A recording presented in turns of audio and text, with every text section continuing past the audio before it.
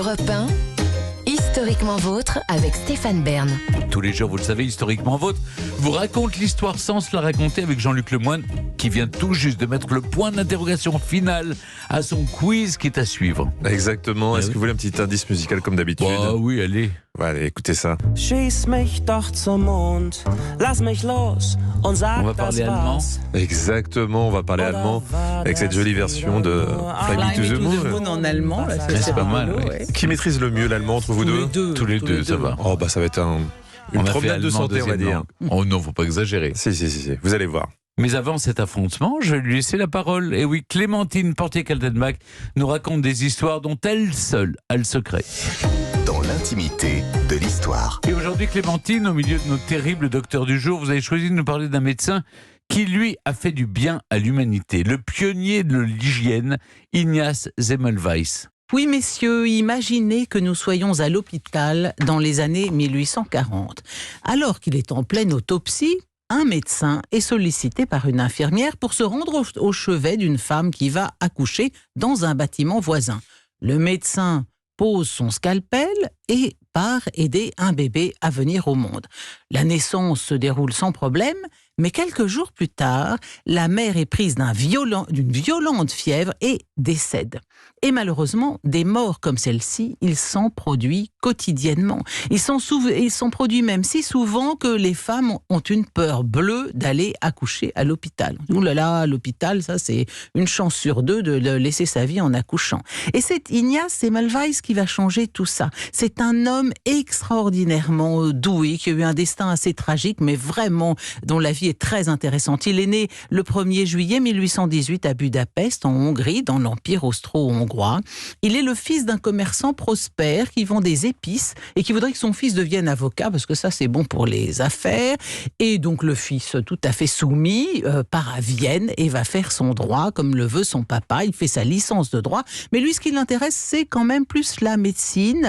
Il s'est aussi inscrit en médecine. Alors déjà, c'est quand même un garçon assez volontaire et travailleur. Et puis, bientôt, il se passionne pour les autopsies. Et notamment les autopsies de femmes mortes d'une fièvre qu'on appelle la fièvre puerpérale, c'est-à-dire cette fièvre qu'on contracte parfois après l'accouchement. Et il va faire une spécialité en obstétrique, ce qui ne l'empêche en rien de faire une thèse en botanique sur les plantes médicinales. Donc vous voyez, le bonhomme, il a quand même une thèse en botanique, un diplôme d'obstétrique et en plus une licence en droit. Bon, il devient médecin assistant au premier service d'obstétrique de l'hôpital général de Vienne. Et lui, il perd un de ses amis, l'anatomiste Jakob Kolletschka, et qui s'est blessé accidentellement au doigt avec un scalpel au cours de la dissection d'un cadavre, et Kolletschka meurt d'une infection qui est en tout point identique à la fièvre puerpérale. Et donc Semmelweis comprend instantanément le lien entre dissection d'une femme malade et transmission de la maladie par le médecin ayant procédé à son autopsie.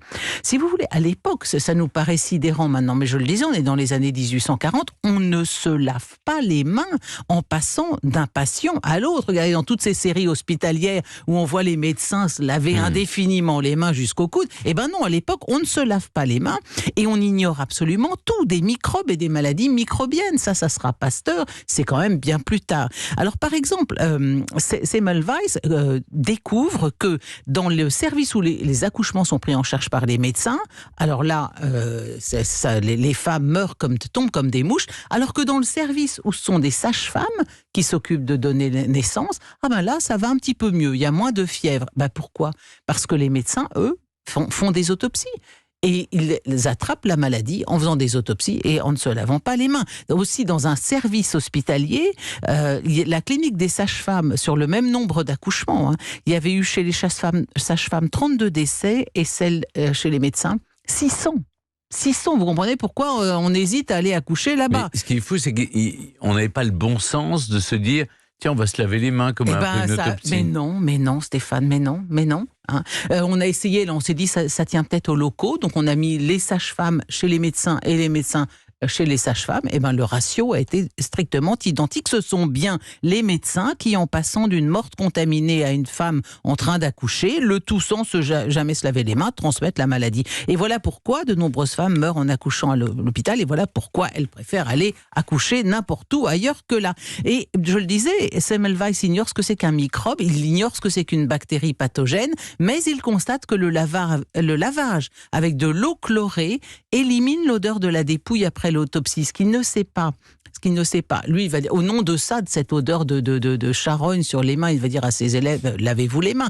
Mais il ignore que l'eau chlorée tue les bactéries, parce qu'il y a des bactéries qui se collent aux mains, et voilà, ça va prévenir cette fièvre maternelle. Donc, Semmelweis, lui, va étendre ce protocole prophylactique en faisant nettoyer tous les instruments entrant en contact avec les parturientes. Il montre qu'on peut pratiquement éliminer cette maladie dans les salles d'hôpitaux. Dans son service en Hongrie, il arrive à la réduire à peu près à néant. Et ses idées, bien sûr, finiront par triompher. Mais vous vous rendez compte combien de vies perdues au passage. Alors, il en est né de cette expérience ce qu'on appelle l'effet Semmelweis. C'est Semmelweis qui l'a baptisé ainsi. L'effet Semmelweis, c'est une tendance naturelle à rejeter de nouvelles preuves ou de nouvelles connaissances parce qu'elles vont complètement à l'encontre des normes et des croyances établies. C'est tout à fait ça. Autre anecdote, l'histoire de Semmelweis, médecin visionnaire rejeté par ses pairs, a été choisi comme sujet de thèse en 1924 par un jeune médecin nommé Louis Destouches. Et Louis Destouches, vous le savez, est mieux connu sous son nom d'auteur, Louis-Ferdinand Céline, un médecin auquel ses contemporains, eux, diront aussi non merci docteur, mais cette fois pour de toute autre raison. Merci Clémentine. Eh bien maintenant c'est le moment de l'émission, vous le savez, je ne contrôle plus rien. C'est Jean-Luc Lemoyne qui prend la main. C'est le moment du quiz Born to be Alive. Mais juste avant, on écoute les Imagine Dragons sur Europe 1 avec Symphony.